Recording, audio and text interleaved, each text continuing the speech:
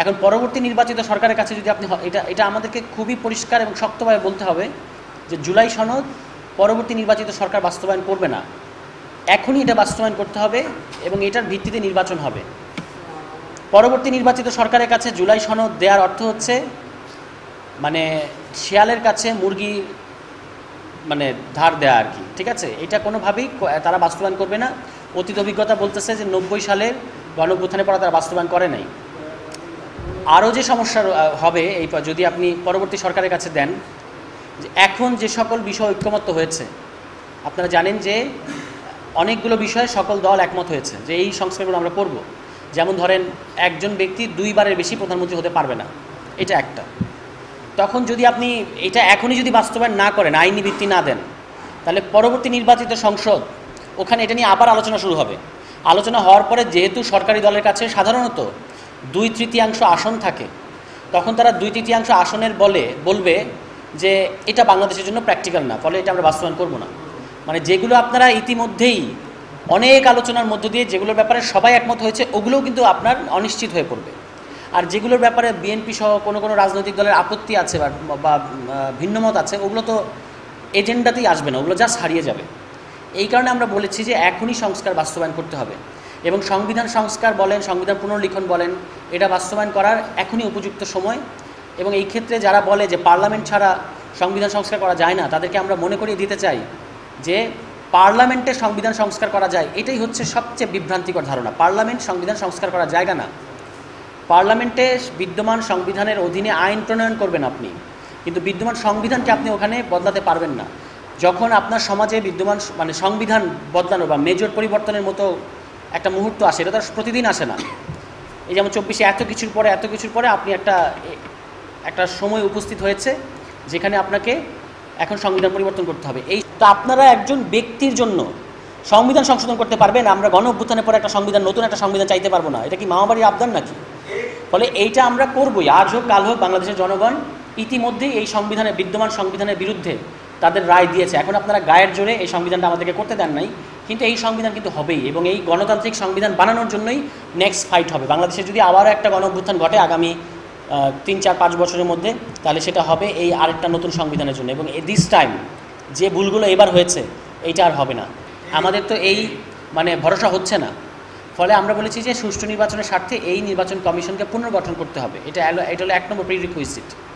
দ্বিতীয় কথা হচ্ছে, এই নির্বাচন কমিশন আরেকটা খুব ভয়ঙ্কর কাজ করেছে, এই যে নির্বাচনের রোডম্যাপ তারা ঘোষণা করেছে।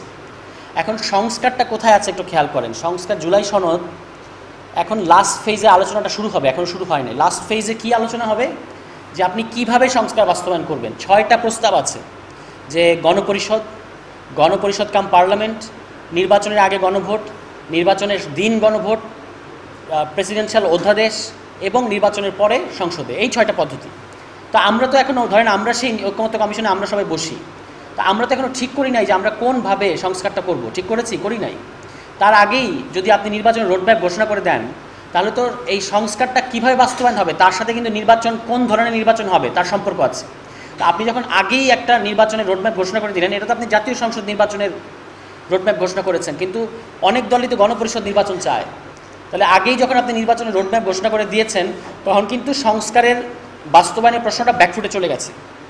এটার দায়ও আসলে ডক্টর মোহাম্মদ ইউনূসের সরকারকে নিতে হবে। এবং উনি কিছু হলেই 2 দিন পর একটা ঘটনা ঘটে এবং কিছু হলেই উনি সব রাজনৈতিক দলকে ডেকে পাঠান। এই নাটক বন্ধ করেন দয়া করে। আপনি শুরু থেকে একটা ভুল পদ্ধতিতে হেঁটেছেন, আমরা আপনাকে শ্রদ্ধা করি, রেসপেক্ট করি।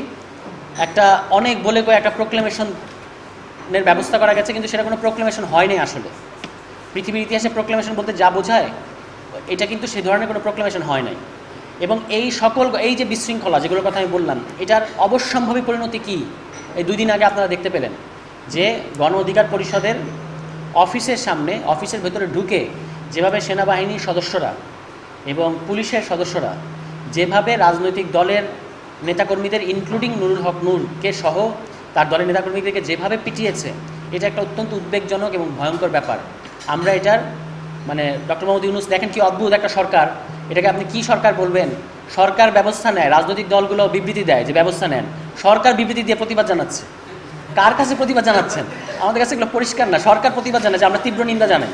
প্রেস সচিব হাসপাতালে গিয়ে প্রেস সচিবকে মাঝে মাঝে মনে হয় যে উনি প্রধানমন্ত্রী মনে হয়, ঠিক আছে। উনি হাসপাতালে গিয়ে বলতেছেন আমরা তীব্র নিন্দা জানাই, আইন উপদেষ্টা তীব্র নিন্দা জানাচ্ছে। এখন আমরা ঠিক বুঝতে পারি না যে আপনি তীব্র নিন্দাটা কার কাছে জানাচ্ছেন। আপনার তো অ্যাকশন নিতে হবে ভাই, আপনি সরকার। এই সরকারের প্রধান সমস্যা কি জানেন?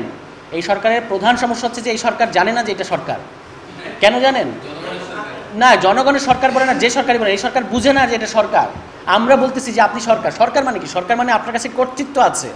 এই পরিস্থিতির কর্তৃত্বটা তো এই সরকারের কাছে নাই। ডক্টর মোহাম্মদ ইউনূস প্রথমে এসে এমন এক রোমান্টিক কথা বলা শুরু করলেন যে আমরা ফ্যাসিলিটেটর হিসেবে এসেছি। এগুলোর মানে কি? মানে এগুলোর মানে হচ্ছে যে আপনি মানে এক ধরনের মানুষের সাথে ঠাট্টা তামাশা করছেন, কিন্তু রাষ্ট্র কোনো ঠাট্টা তামাশার বিষয় না। আপনি সরকার, আপনার সরকারের আমলে গণ অভ্যুত্থানের পরে তরুণদের যে রাজনীতি করার যে অধিকার, তার মধ্যে গণ অধিকার পরিষদ হচ্ছে নুরুল হক নূরের নেতৃত্বে একটা দল যারা দীর্ঘকাল ধরে রাজনীতিতে সক্রিয় আছে।